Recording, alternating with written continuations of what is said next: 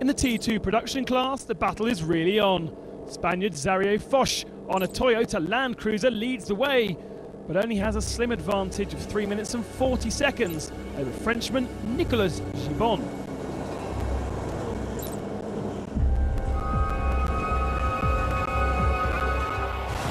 Stage 5 was the last day in Peru as we headed for more familiar ground.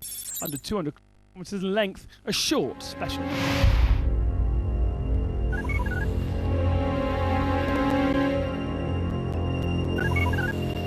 For the second time on the rally, Joan Barreda opened the road. And at CP1, he was still ahead of the rest. But then, problems. First, he got lost. And then halfway through, the bike totally stopped.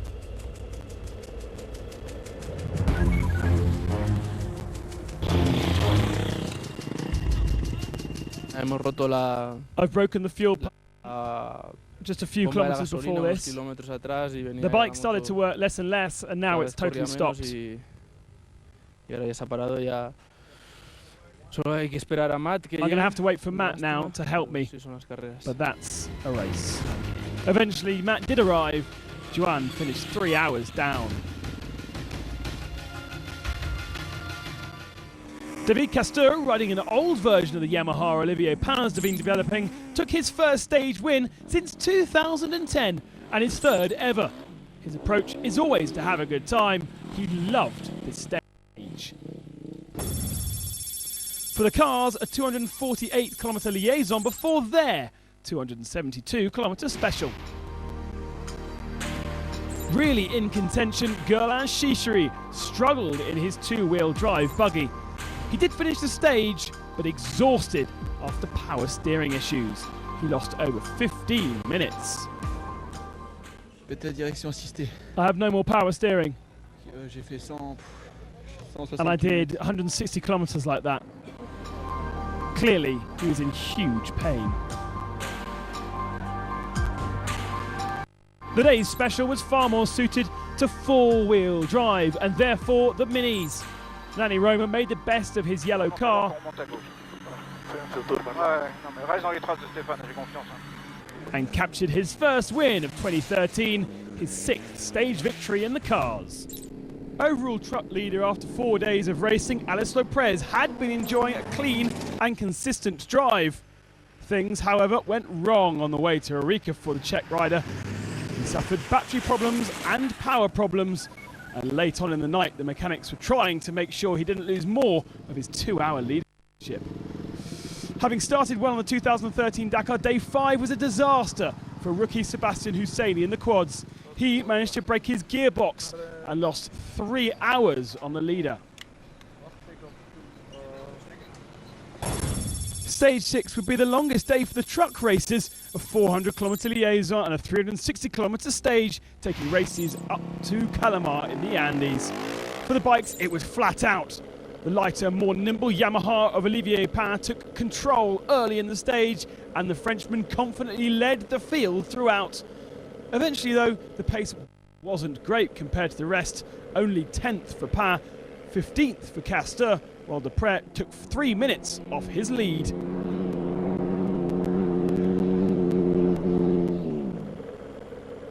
Leader of the HRC team, Helder Rodriguez, was 7th, seemingly the best that he can do.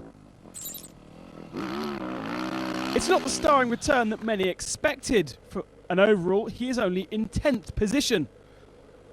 In fact, he's behind privateer Chilean Jamaris Israel. The winner of the stage was Chileka Lopez. The Chilean certainly thought about how to win this year's Dakar. Careful one day before giving him a great position on this day to push in Chile. In the cars, Nani Roma was to open the way. A tough challenge made even worse when he got stuck in this dune at kilometre 71. After a significant amount of digging, eventually Nani Roma would get to the finishing line and lose an hour.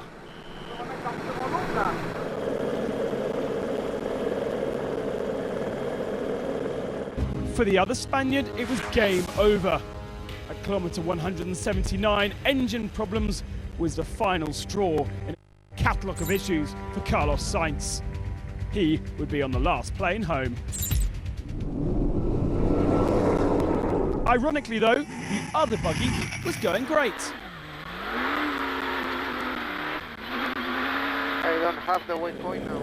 Nasser Al-Attiyah insisted he wouldn't push too hard, happy with his position, but this stage suited the two-wheel drive buggy and he managed to gain 8 minutes and 36 seconds on Stefan Pederhansel. In the truck race, another serious upset for Hans Stacey. After 79 kilometres, the Dutchman rolled his big Iveco truck. Luckily, there were no injuries. This incredible stage begins 3,500 metres high in the Argentine Salinas Grandes. At the heart of the Dakar is a sense of adventure and landscape, and nothing is more spectacular than this, the Paso de Llama. At 4,800 metres over the Andes Mountains, for riders and drivers, this was a morning to savour. Very nice.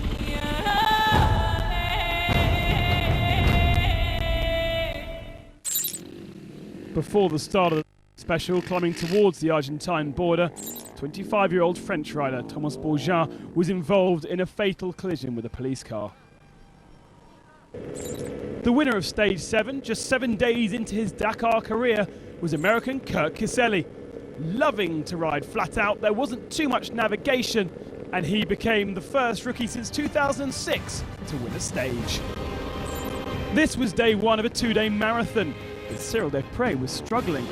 By the end of the stage, losing 15 minutes. When he reached the Kachi bivouac, he set about changing his engine with Marek Dabrowski, a Polish KTM rider.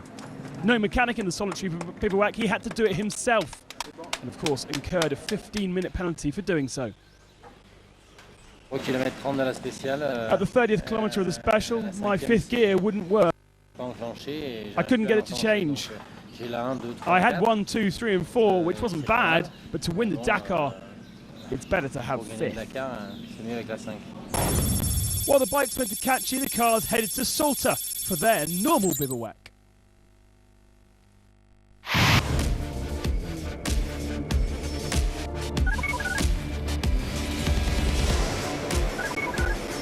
For the first day in Argentina, Orlando Terranova turned on the gas and managed a great 4th spot in his BMW X3CC. He's driving it to prove that the car is still competitive against the Mini, and he's proving just that.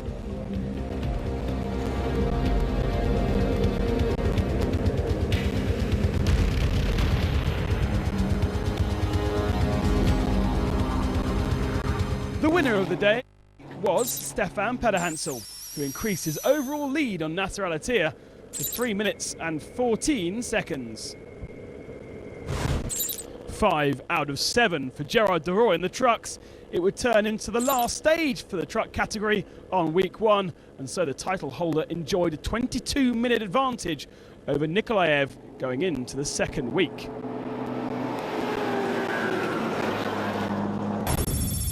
Stage 8 should have been one of the fastest stages of the rally over some of the most spectacular grounds in Argentina, but it was modified as the weather was playing havoc.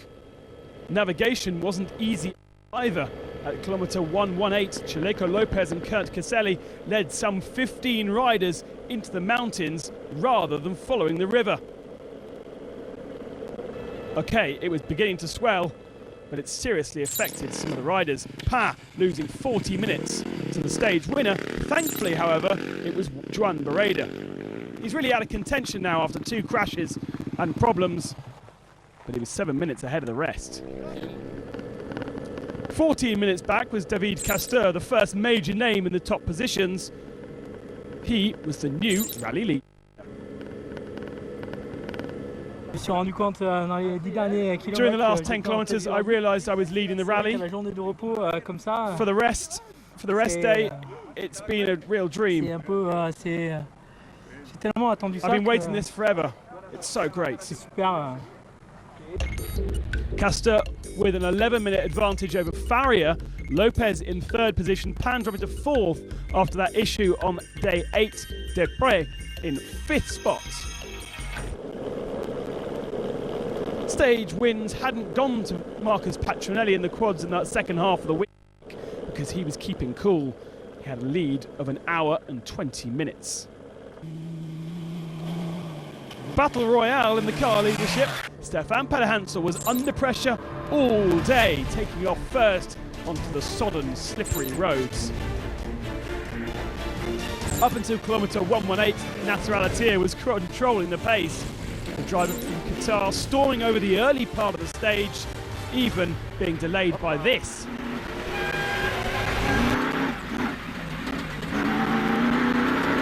But the ostrich became the least of his worries. Al-Attiyah had got majorly stuck.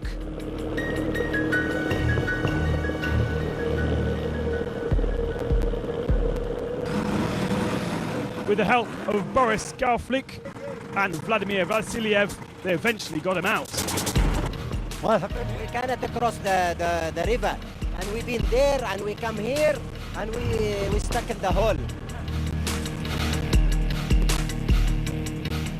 Al-Attiyah lost 45 minutes and potentially any chance of rally victory, but then this happened.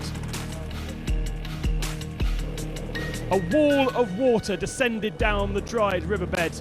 This had been the route for the stage and was now impassable, as Guillaume Spinelli found out just the 8th car on the road. The organisers had to red flag the special stage, with the remaining competitors all taking the 4th best time, including Nasser Al-Attiyah. And that means we still have a great battle on our hands. Pederhansel and Al-Attiyah separated by 3 minutes and 14 seconds. De Villiers, Nowitzki and Shishiri, he was the winner of stage 8.